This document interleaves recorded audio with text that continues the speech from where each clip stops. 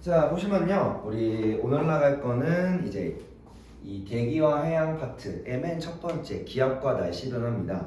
우선 중학교 때 배웠던 내용이 대부분이긴 해요. 여기서 배웠던 게 기압, 주 나올 게 기압 얘기, 두 번째가 기단 얘기, 세 번째가 그 외에 추가적인 얘기 플러스로 마지막에 이제 전선이랑 온대저기압 얘기로 들어갑니다. 그래서 요 온대저기압 얘기까지를 잘 이해하시면 되고 아마 3시간 내내 여기 종이 하나 다 끝내면 다행이야. 자, 제일 먼저 얘기할 거는요. 기압과 날씨에서 고기압과 저기압에 대한 얘기를 할 건데 가장 기본적인 이야기로 기압 얘기를 할 때 제일 먼저 요 기압이 고기압, 저기압이 만들어지는 과정에 대해서 간단히 한번 얘기를 해봅시다. 자, 먼저 지표에 가열이 일어나. 지표가 가열을 받으면 자, 먼저 지표가 뜨거워지면 공기라고 하는 기온도 어떻게 돼요? 어떻게 돼? 뜨거워지겠죠. 자, 기온이 높아집니다. 그럼 기온이 높아짐에 따라 공기의 밀도는 어떻게 돼? 고민은 어때? 커져요. 네? 아니 작아요. 작아지죠. 부피가 증가하니까 밀도는 감소하기 시작하고 밀도가 낮아진 공기는 상승해 하강해? 대류로서? 상승하죠, 그죠? 당연한 말들이 맞아요. 근데 이 내용이 계속 머리에 잘 돌아야 됩니다. 공기가 상승하고 그러면 지표에 있던 공기가 위로 뜨면서 지표에 있는 이 부분은요 무슨 기압이 돼요? 고기압 대 저기압 대? 저기압이 되죠. 저기압이 되면서 이 저기압으로 바람이 불어 들어올까 불어 나갈까? 고민 어때? 들어가요. 들어가요. 고민하고 대답하세요. 그래서 어느 고기압에서 바람이 불어 들어오더라. 자, 그래서 이렇게 위로 올라가는 공기를 우리가 대류라고 부르고 이러한 과정을 대류의 과정이라고 얘기할 겁니다. 가장 기본적으로. 물론 지표 가열이 아닐 수도 있기는 해요. 다만 밀도가 감소한 공기가 상승하며 저기압이 될 거고 그 다음에 수평으로 바람이 불어서 수평으로 이동하는 걸 우리가 바람이라고 얘기할 겁니다. 그래서 대류는 수직적인 이동, 지표면에 대해서 바람은 지표면에 대해서 수평적인 이동으로 부릅니다. 알겠죠? 요거 잘 구분하시고 앞으로 계속 물어볼 거야. 대기 해양에 해양 맨 마지막까지 갔을 때도 기압에 대한 얘기를 계속 물어볼 겁니다. 알겠죠? 잘 기억하시고 자, 그러면 고기압, 저기압은 여러분도 잘 알고 계시는 내용들이죠. 그죠? 저거 되지? 자, 그래서 내가 계속 물어볼 때 동안 저거를 여러분이 잘 대답하시면 됩니다. 자, 고기압이라는 건 항상 기압이라는 건 상대적인 값입니다. 상대적으로 주위보다 기압이 높거나 낮은 곳이야. 당연히 고기압은 주위보다 기압이 높은 곳. 그래서 지면에서 자 공기가 기압이 높으려면 기압이 높다는 말은 다른 말로 뭐하냐? 공기가 많다는 이야기야. 공기량이 비교적 많이 존재한다는 이야기고 그만큼 공기가 많아지려면 지표면으로 공기가 하강해야 돼요. 그래서 하강하며 고기압되고 고기압의 형태를 띌 거야. 그럼 바람이 불어 나가요? 들어와요? 우민씨 어때요? 나가요. 자, 바람이 불어 나가는데 중요한 건 이때 나갈 때 풍향이 존재합니다. 이 풍향이라는 게 그냥 직선으로 쭉 나가는 게 아니라 전향력에 의해서 특정한 회전 바람이 발생해요. 전향력에 의해서. 그래서 요 전향력에 의해서 바람이 불어 나갈 건데 요 방향이 무슨 방향이야? 시계야, 반시계야? 시계 방향이죠. 그죠? 시계로 나가는 거지. 다만 이거는 북방구 기준입니다. 북방구로 할 때는 오른손으로 해서 엄지가 상승하강 기류 하강할 때 이렇게 불어 나가더라. 그래서 시계 방향으로 불어 나간다 라고 할 거고 그리고 이때 시계 방향 불어 나가. 남반구 가면 반대로 갑니다. 근데 너네는 어쩌면 남반구 문제를 물어볼 수도 있기는 해요. 아닐 수도 있지만 자, 그리고서 불어 나갈 때 하강 기류가 발생하며 불어 나가는데 공기가 위에 있던 공기가 아래로 내려가면요. 보면 압력이 어떻게 돼요? 지표 근처의 압력이 더 클까? 지표 위에 멀리가 더 클까? 내려올수록 압력이 커지죠. 그래서 기압이 증가해. 기압이 증가하면서 이렇게 있었던 공기 내 에너지가 이렇게 내부 에너지가 뭉쳐서 이렇게 해서 높은 에너지를 가지기 시작합니다. 에너지가 밀집돼. 결국은 단열 압축이 일어나니까 시원한 기온 온도가 어때? 상승하겠죠. 자, 결국은 하강기류가 발생하면 기온이 높아지니까 기온이 높아지면 우선 구름이라는 건 액체야 기체야? 어때? 시원아? 구름은 액체예요 기체예요? 액체. 그치 액체지 그치? 구름은 액체인데 이 액체인 구름이 내려가다 보면요 잘 기온이 높아지다 보니까 증발이 잘 일어나 응결이 잘 일어나? 어때? 정말. 증발이 잘 일어나죠 그죠? 이 증발량이 증가함에 따라 그럼 봄이나 구름이 형성돼요 소멸돼요? 소멸되는 거죠. 그럼 날씨가 맑다 흐리다 맑아진다는 이야기입니다. 물론 문제에서는 뭐만 물어봐? 그래서 기압이 높으면 맑냐 흐리냐만 물어봐. 근데 이 안에 있는 과정을 여러분이 정확하게 이해하고 계셔야 됩니다. 왜? 중간에 어떤 걸 물어볼지 모르니까요. 알겠죠? 가장 기본적이면서도 중3 때부터 여러분이 물 원에서 단열 이동으로 단열로 써서 배워왔던 내용들이기도 합니다. 자, 그 다음에 저기압은 주위보다 낮고 낮으려면 공기량이 적어야 되기 때문에 공기가 상승하기 시작해서 지표 근처에 공기가 적어지는 곳입니다. 여기는 공기량이 주위보다는 적기 때문에 이 공기를 채우기 위해서 불어 들어온다 생각하시면 되고요. 자, 저기압으로 공기가 불어 들어와. 저기압으로 불어 들어올 때 이번에는 시계 반시계 이렇게 불어 들어오네. 시계 반대 방향으로 불어 들어오네요. 그래서 반시계 방향으로 바람이 불어 들어오고 자 이렇게 공기가 상승하면 지표에 있던 요 공기 내 에너지가 상승하면서 팽창합니다. 팽창하면서 내부의 에너지도 일정한데 부피가 커지다 보니 내부의 에너지, 온도가 떨어지기 시작해요. 단열 팽창하며 기온이 하강하네. 기온이 낮아지는 만큼 우리 상승기류에서는 기온이 내려가는 만큼 응결이 잘 발생해서 물방울인 구름이 더 잘 만들어집니다. 그래서 날씨가 흐리거나 강수가 발생하더라. 여러분이 앞으로 계속해야 될 기압에 대한 가장 기본적인 이야기입니다. 알겠나요?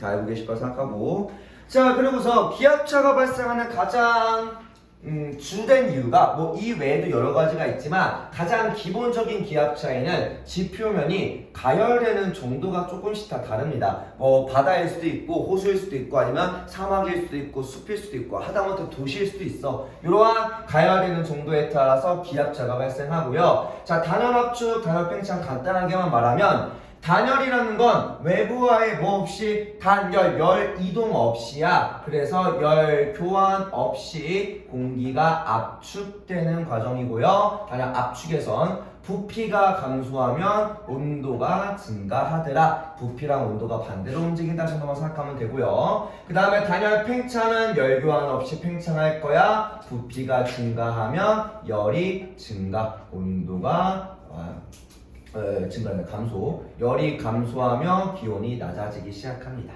알겠죠?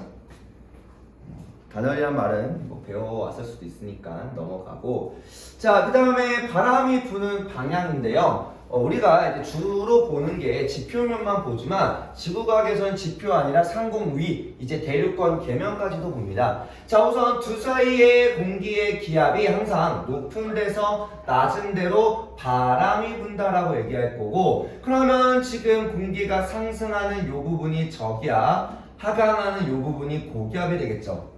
그래서 지표에서는 항상 고에서 저로 이제 불어 들어오고 그러면 저기압 윗부분 공기가 더 이상 올라갈 수 없는 대륙권 계면의 윗부분은요 무슨 기압 될까? 시원한테? 중기압. 질문 없어. 상대적인 높거나 낮거나 두 가지라 저기압에서 공기가 올라갔어. 그럼 이 부분은 고기압. 비교적 고기압이 됩니다. 그리고 여기는 내려갔으니 이 부분은 비교적 저기압돼서 공기가 또 상공 위에서는 반대로 움직여요. 이거를 엄청 크고 고정적으로 말하는 게 우리가 말했던 대기대순환입니다. 위도 간의 불은 이제 고정적인 바람이며 대기대순환 얘기했었고요. 이제 우리는 지표에서 보통 저기압이면 상공 위는 고기압을 띠는 형태가 있다 정도 알고 계시면 되고, 자, 그 다음 얘기할 건 전압력입니다. 원래 이제 대기대순환을 먼저 하면 좀 더 좋은데 교과서 흐름상 대기대순환 뒤쪽이라서, 자, 전향력이라는 건요,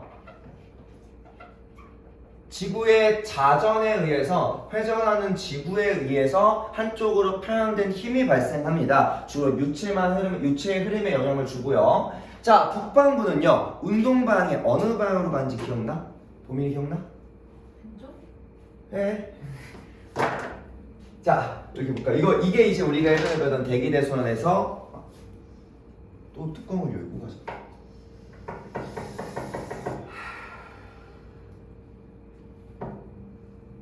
뚜껑을 닫지 않으면 안 되는 이유가 있나?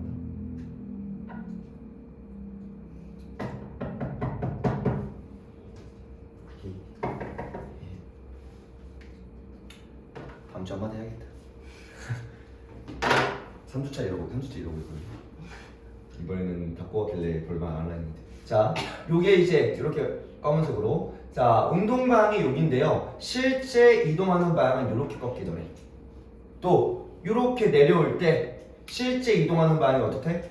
이렇게 꺾이더래요. 그러면 이동 방향에 물체의 운동하는 방향이 어디로 꺾인 거예요? 이렇게 올라가다가 이렇게 내려오다가 이렇게. 이해돼요? 그럼 이게 어느 방향이야? 오른쪽이야, 왼쪽이야? 오른쪽입니다.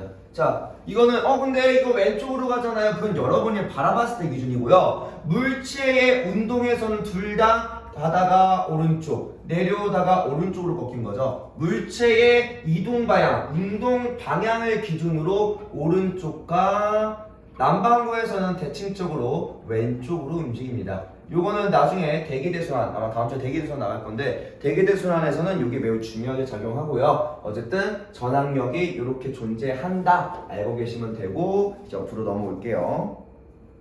기단과 날씨로. 자, 그 다음 볼 거는 이제 기단과 날씨인데, 사실 여기까지도 여러분들이 중학교 때 다 배워왔던 내용들이라서 아마 기억이 나셔야 됩니다. 아니면 방학 때도 한번 했던 내용이니까 알고 계셔야 되고요. 자, 기단이라는 건 자, 말 그대로 기단은 그냥 공기 덩어리인데 그냥 성질이 비슷한 큰 공기 덩어리야. 근데 중요한 건 공기는 스스로 성질을 가진다기보다는 머물고 있는 넓은 지역, 그러니까 내가 있었던 이 넓은 지역 발원지의 성질을 따라갑니다. 그러면 이 공기가 어디서 왔는지를 알면 이 공기의 성질을 대략적으로 유추가 가능해요. 그것 때문에 항상 바람의 풍향이라는 건 불어가는 게 아니라 불어오는, 어디서 왔는지에 대한 발원지를 주로 뜻합니다. 자, 당연히 일단 두 가지 기온과 습도에 대한 얘기를 할 건데요. 기온은요, 당연히 한랭하려면 고위도야, 저위도야? 어때, 범인아? 고위도. 한랭하려면 고위도, 따뜻하려면 저위도. 또 습도는 대륙과 해양으로 간단히 구분하는데, 대륙이면 당연히 수증기가 부족하니 건조할 거고, 해양은 비교적 다 습하겠죠. 그죠? 그래서 기단의 발생은 간단하게 발생 위치만 보더라도 요 성질 보기가 굉장히 편합니다. 다만 요건 외워야죠. 이름은 외워야겠지. 자, 그래서 우리나라를 기준으로 요렇게 위아래로 구분할 겁니다. 자, 우리나라보다 더 위쪽에 고위도인 거죠. 위쪽에 고위도 당연히 한랭할 거고, 위에서 온 기단 한랭하고, 아래에서 우리보다 남단 저위도에서 온 공기들은 온난하거나 고온, 위치에 따라 조금 차이가 있어요. 온난하거나 고온할 거고요. 우리나라 서쪽으로 가면요, 시원하, 대륙이야, 해양이야? 대륙이죠, 그죠? 여기 서해 조금 껴있다고 하시는데, 이 서해는 다른 데서 봤을 때는 거의 호수만한 굉장히 작은 사이즈입니다, 그죠? 그래서 요 왼쪽으로 가면 주로 대륙이기 때문에 건조한 공기가 나타나고, 오른쪽으로 가면은 뭐야? 이제 다습한, 주로 북태평양, 태평양이기 때문에 다습한 상태가 됩니다. 요거를 기준으로 이렇게 보시면 돼요. 이렇게 보시면 됩니다. 자, 그러면 우리 왼쪽 위에, 요 왼쪽 위에서 오는 기단 4개 이름은 외워줘야 되죠. 알겠죠? 요 더 들어갈 말들은 그냥 옆에서만 채우고 넘어갈게. 자, 왼쪽 위에 기단을 뭐라고 하지? 신아, 뭐라고? 시베리아. 이름을 외워줘야 돼요. 어차피 악기상이나 뭐나 하면서 각각의 기단의 이름이 계속 거론됩니다. 또 오른쪽 위에 봄이나 뭐였지? 오지크. 오호츠크. 그래. 아까 열심히 적고 있더만. 오호츠크. 오호츠크가 생각보다 이름이 헷갈려. 맞아. 왼쪽 아래가 시원하 보여? 어디요? 왼쪽 아래. 양쯔강. 오. 밑에를 보고 하셨나요? 아니요. 아니죠? 그 다음에 오른쪽 아래가 봄이나 뭐였어? 대표. 북태평양입니다. 그리고 뭐 가끔 하나 더 나오는 게 저 밑에서 올라오는 이제 그 적도 기단도 있긴 한데 요즘은 잘 거론 안 하니까. 자, 그러면 바로 쭉 넘어가기 위해서 바로 왼쪽 칸으로 올 겁니다. 자, 방금 적었던 기단들을 쭉 적어줄 거고 성질과 이 기단들이 오는 이유에 대한 특징을 좀 볼 겁니다. 아니요. 아니야? 목이 옷이 보고 있어. 자, 첫 번째 시베리아. 이거 순서 맞춰서 적어주세요. 그 다음에 북태평양.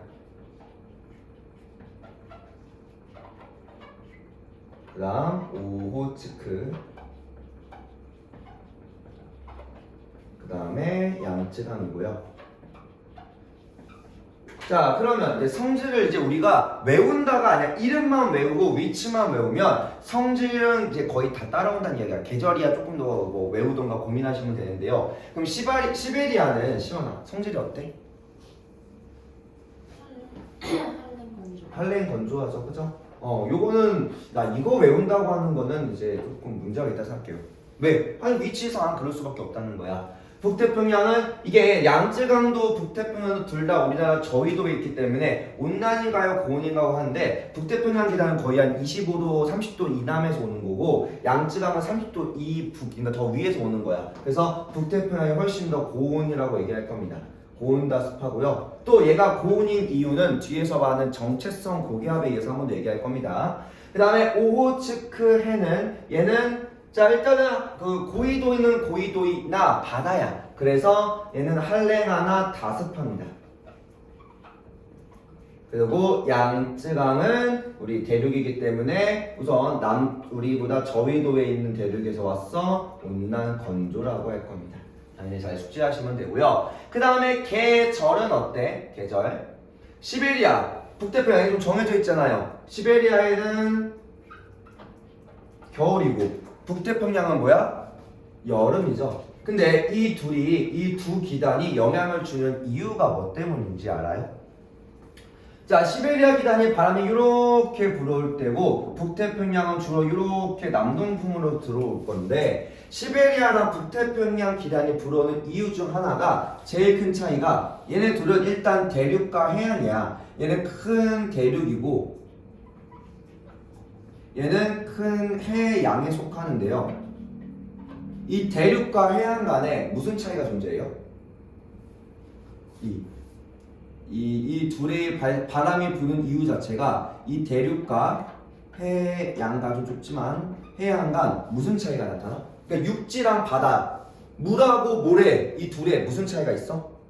그 우리가 1kg에 1도씨 높이기에 필요한 킬로칼로리가 뭐였죠? 비열이죠, 그죠? 이 둘은요, 그 계절 간의 지역 간 계절에 의한 지역 간 비열차로 인해서 둘 사이에 바람이 붑니다. 간단하게 구두로만 말로만 얘기하면요, 이 겨울에 그러니까 이거는 대륙을 기준으로 보면 더 편해요. 자, 대륙이 비열이 더 클까 작을까? 어때? 육지가 더 비열이 커 작아? 모래처럼? 반대로 하면 물이 비열이 커 작아요? 물이 비열이 크다는 거 알고 있죠? 그럼 물을 제외한 나머지 물질은 물보다 대부분 다 비열이 작습니다. 그러면 비열이 작다라는 건 온도가 빨리 변한다, 천천히 변한다? 똑같이 가열 냉각받아도 어때? 빨리 변한다는 거야. 그러면 고위도의 시베리아, 고위도의 대륙인 얘는 고위도기 때문에 겨울 되면 더 빨리 차가워지고 더 빨리 냉각됩니다. 그러면 차가워지면 만약에 겨울에 이 시베리아 쪽이 차가워지면 무슨 기압이 발생해? 하강하니까 고기압이 발생하겠죠. 그래서 고에서 따뜻한 바다로 이렇게 바람이 불어가는 거고, 여름은 특이하지만 여름은 물론 얘가 더 저위도고 얘가 더 고위도지만 전부 다 뜨거워지는 여름 시기야. 그러면 바다랑 육지 중에 누가 더 빨리 뜨거워져? 육지가 더 빨리 뜨거워지죠. 그래서 비교적 바다보다 육지가 훨씬 더 따뜻해지다 보니까 육지가 저기압이 돼요. 그래서 바다에서 육지로 바람이 이렇게 불어 들어갑니다. 어쨌든 이런 차이점. 그리고 그것뿐만 아니라 대기대에서도 같이 작용해요. 이렇게만 기억하시면 되고, 자, 시베리아 하면요 두 가지의 기상현상이 있는데 첫 번째가 한파고요. 그 다음에 폭설인데, 폭설은 우리한테는 좀 익숙하긴 하다만 폭설이 발생하는 이유가 조금 이상해. 왜? 얘 폭설이라는 게 눈이 많이 올라야 되는 거고, 눈이 많이 올라면 뭐가 많이 필요해? 수증기가 많아야 돼. 근데 얘는 건조한 공기잖아. 건조한 공기인데 폭설이 오는 게 쉬워 어려워? 원래는 어려워야 돼요. 이해돼요? 얘가 건조한 공기이기 때문에 뭐 눈이야 조금 올 수 있지. 근데 우리가 펑펑 오는 폭설이 오기 어려운데, 근데 이 시베리아가 이렇게 오면서 뭘 건너와? 어딜 건너오죠? 폭설은 뒤에 악기상에서도 나오고 바로 뒤에서도 설명할 건데 여러분 잘 숙지하고 계셔야 돼요. 자, 요 지역은 폭설이 잘 안 오고요. 요 지역은 폭설이 되게 많이 옵니다. 그 이유가 뭐 때문일까? 무슨 차이야? 바다를 건너오냐 안 오냐 차이죠. 똑같은 시베리아 기단이지만 시베리아 기단에서 바다랑 내륙만 건너온 여기는 굉장히 더 건조한 편이고, 이렇게 건너온 이 지역은 비교적 매우 서해에 의해서, 서해는 훨씬 더 따뜻하잖아 시베리아보다. 그러다 보니까 따뜻한 바다를 건너다 보니 수증기와 열을 얻어서 폭설이라는 게 발생할 수 있더라. 요건 뒤에서 많은 악기상과 관련 있고 바로 뒤에 기단의 변화와 관련이 있으니까 잘 기억해 두시고요. 자, 그 다음에 북태평양 기단, 여름에는 주로 얘기하는 게 장마와 무더위죠. 그죠? 무더위. 그리고 오호츠크해가 언제 영향을 주는지 알아요? 계절? 봄이나 알아? 초여름이에요. 잘 기억하네.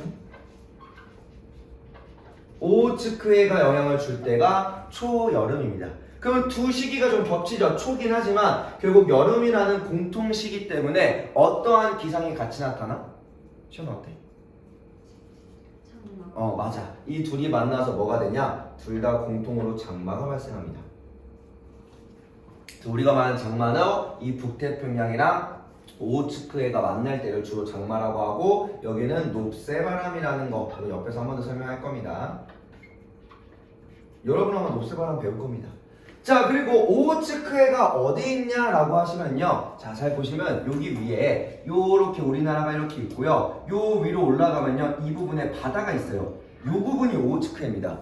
생각보다 엄청 크고, 그리고 훨씬 더 고緯도야. 거의 60도 부근에 가까워. 자, 단순히 우리 남한 쪽, 그러니까 우리 이제 남쪽, 우리 이제 현재 분단선이 있는 남한 쪽만 하더라도, 동해안만 하더라도 대부분 난류 때문에 따뜻해서 바다가 잘 안 얼거든요. 근데 우리나라에서 북한으로만 올라가도 바다가 일부가 얼어요.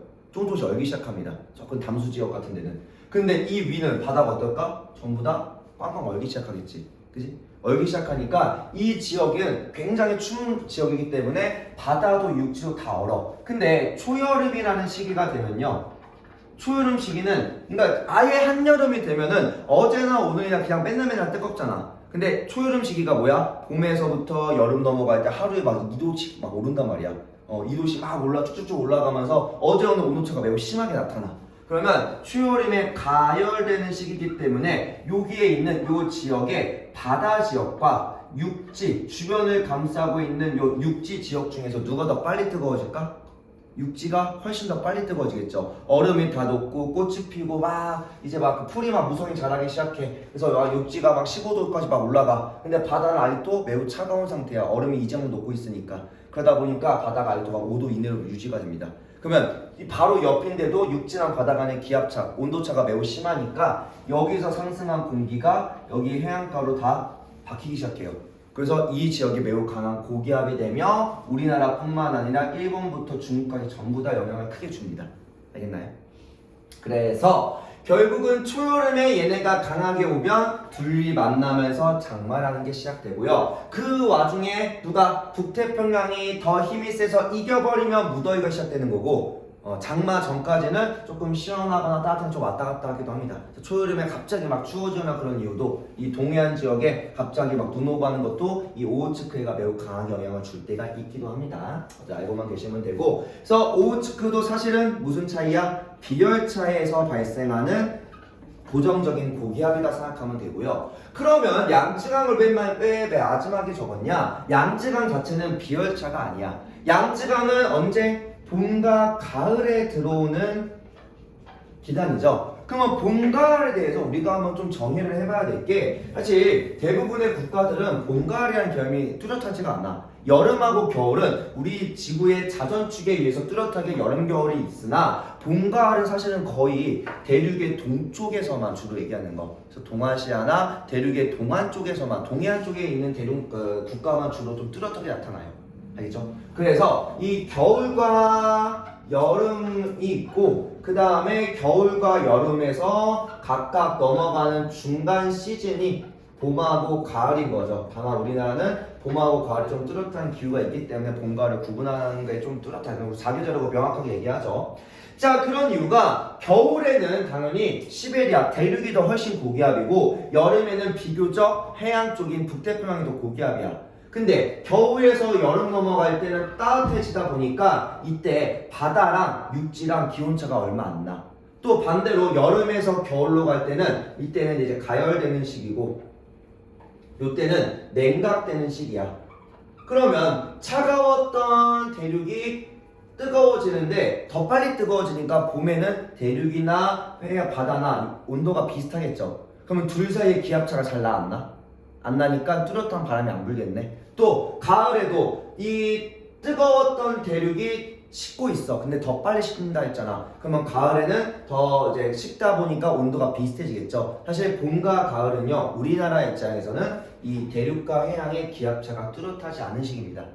그러면 우리나라는 30도, 38도에서 34도에 있는 중위도 지역인데 중위도에서 이 기압차와 관련 없이 기본적으로 계속 불고 있는 고정적인 바람이 뭐죠?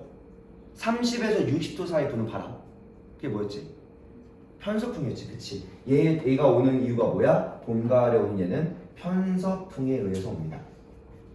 사실 요 앞에 장이 다른 데서 이렇게 막 빨리빨리 넘어가. 근데 여기가 좀 잘 잡혀야 뒤에서 말하는 온대저기압이든 전선이든 또 우리나라 근처의 기상변화든 요거를 보려면은 현재 우리나라가 기상학적으로 어떤 위치야 어떤 영향을 받는지를 좀 이해하고 계셔야지 문제가 상위권 문제 풀기가 좀 편해요.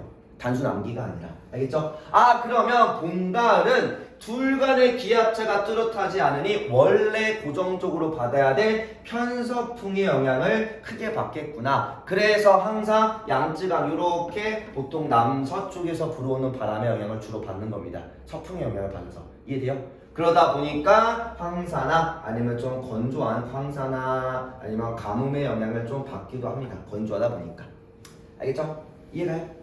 그리고 이 이야기는 우리가 뒤에 맨 마지막에 황사라는 악기상은 또 한 번 더 자세히 볼 겁니다. 그러려면 현재 이 봄, 가을에 대한 개념도 잘 이해하시길 바래요. 자, 여기까지 내용이고, 자, 마지막 우리 방금 여기서 써있던 것 중에 조금 어색한 단어는 높새바람이죠. 높새바람. 보통 한국지리나 이 지리 쪽에서 자주 얘기하는데요. 자, 우리가 말하는 건 이제 전 지구적으로 얘기할 땐 팬 현상이라는 말을 씁니다. 사람 이름이에요. 사람 이름. 학자 이름이고. 자, 팬 현상이라는 건 우리나라는 산맥의 높이, 우리나라의 전체적인 고도가 동쪽과 서쪽 중에 어디가 더 높아요? 어때? 동이 더 높죠. 이렇게 높아. 그래서 이렇게 바다가 있을 때 바람이 이렇게 불어오면요. 바다 이렇게 있고요. 자, 바람이 이렇게 불어오면 이 산맥을 타고 슉 하고 오르겠죠. 그럼 오르면 공기가 단열 팽창이야, 압축이야? 어때? 팽창하면 뭐가 만들어져? 팽창하면 기온이 떨어지죠. 기온이 낮아지면서 뭐가 만들어져요? 공기가 상승하면 구름이 만들어져. 그럼 이 산맥을 타면서 여기다가 비나 눈을 뿌려버립니다. 그러고서 여기를 타고서 산맥을 딱 넘어가면 이렇게 내려가기 시작하죠. 이 내려가는 시점부터는 뭐야? 공기가 하강하니까 단열 압축이 일어나겠네. 그럼 여기서 뭐야? 구름이 없어지고 온도가 하강하면서 온도가 따뜻해지다 보니 상대 습도가 낮아지기 시작해. 포화 수량이 증가하면서 이거는 나중에 하고 그래서 건조해지기 시작합니다. 그러면서 비교적 온도가 높아져. 이걸 우리나라에선 높새바람 현상이라 또는 그냥 높새바람이라고 얘기합니다. 알겠나요? 그래서 우리나라에 딱 이렇게 있으면 우리나라 이렇게 있으면은 이쪽 지역이 비교적 꽤 건조한 편입니다. 근데 지금은 이제 우리가 이제 보나 댐 같은 걸 좀 잘 만들어 놨고 수량을 잘 조절할 수 있으니까 지금으로서는 오히려 이제 이런 작물 재배 좋아요. 일조량이 풍부하다 보니 벼농사도 좋고 일조량이 풍부하다 보니까 과일 농사도 꽤나 좋은 편입니다. 비가 그래도 특정 시기에는 좀 안 오는 편이니까 이해돼요? 그래서 여기가 벼농사가 좀 많은 데가 많아요. 그렇죠? 현재 요즘 입장에서는요. 사과도 마신 대로 2,000 사과, 2,000 쌀 이런 거. 그래서 그렇게 생각하시면 되고, 자, 좀 넘어가겠습니다. 기단의 변질, 딱 기단 변질까지는 하고 싶시다. 자, 기단의 변질은요. 방금 얘기했던 기단 형질 잘 기억하시면서 봅시다.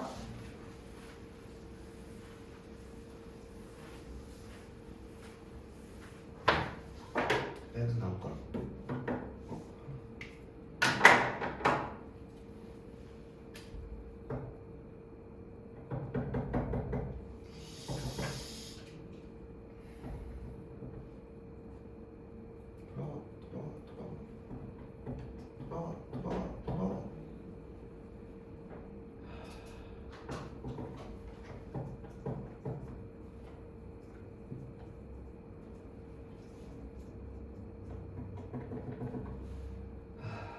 그만둬.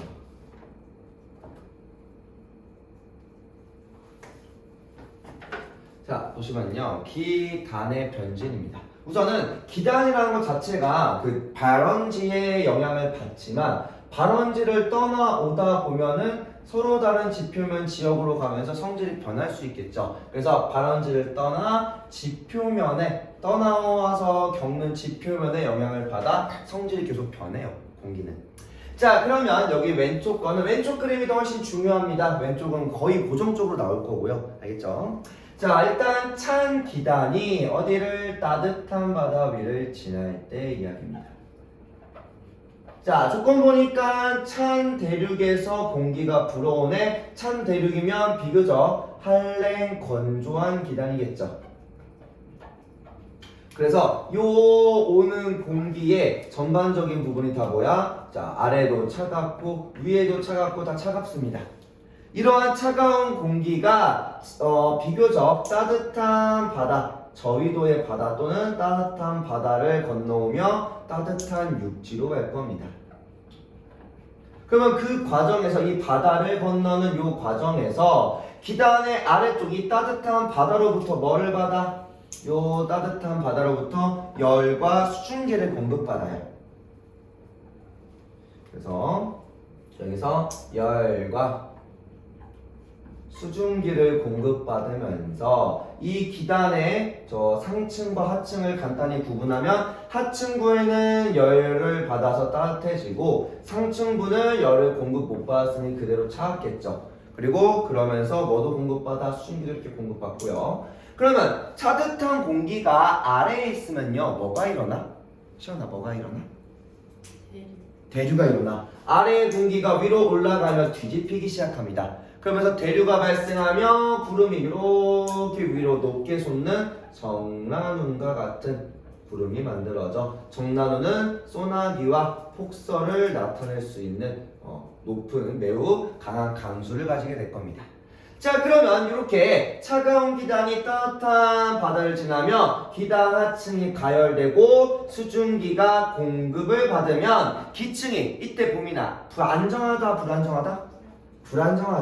불안정하다 보니 불안정하다는 말은 상승기류 위아래로 섞인다는 거야. 상승기류가 활발하니까 저분형 구름이나 구름으로 인해 비나 눈이 많이 오기 시작합니다. 이게 우리 애가 뭐랑 속한다고? 겨울철에 어떤 기단이 내려올 때? 누구? 시원아 누구? 시베리아가 내려올 때.